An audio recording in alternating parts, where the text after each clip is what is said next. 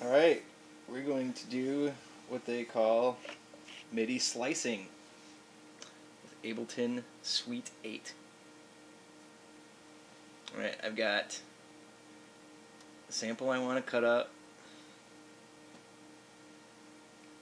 in Ableton in an audio track. I do have warp markers, but we're not going to use those.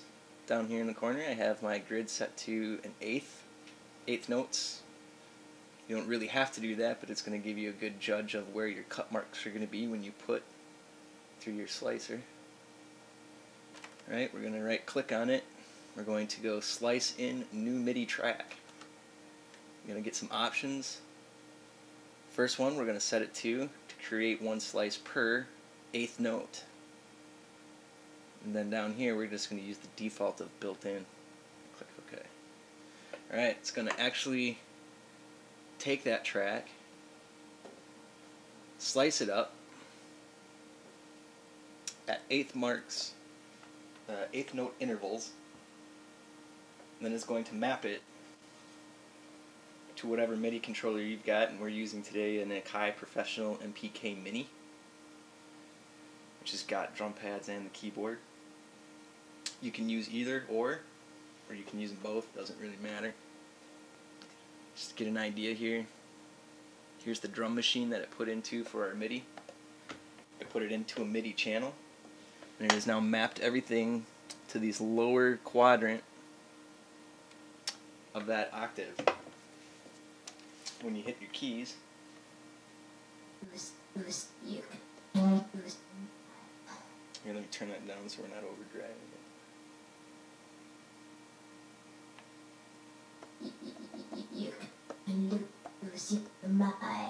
So now, each key now holds an eighth note of that sample.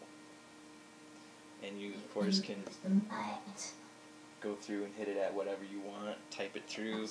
You got it on drum pads. Right now it's set at velocity. So you can tap soft or hard.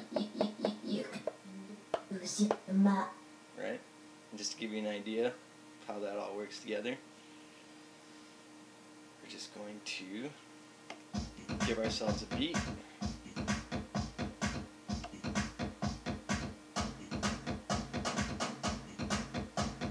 Let's get a little bit more volume on that.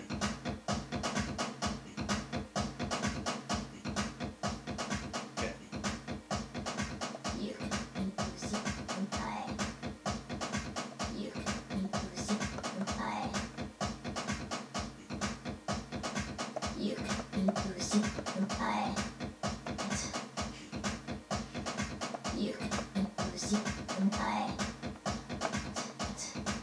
Alright, so now that you got that all in there, you can actually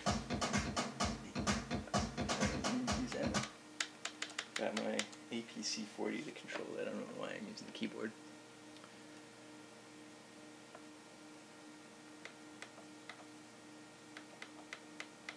Alright, now if you look at your sample, you still have the original. If you want to, you can come back and you can put these warp markers like you see here. You've got the little yellow warp markers up at the top, and what you can do is go through your sample and put a warp marker after each word that the sample says. You can come back up here, do the slicing one more time. Oops, sorry, gotta do it from here. Do the slicing one more time. This time we're going to tell it to go to the warp marker and say OK. So now it just opened us up a new MIDI track, which is still overdriven.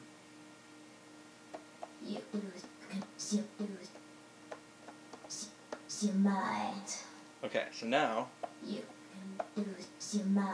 I have it only set to 4 keys because I only had 4 warp markers, and it'll warp, and that last one actually plays out the entire rest of the sample, and of course you can play just little parts of it if you wanted to. And again, it transports it each time into a new MIDI track, and those can be cut, cropped, saved, and exported.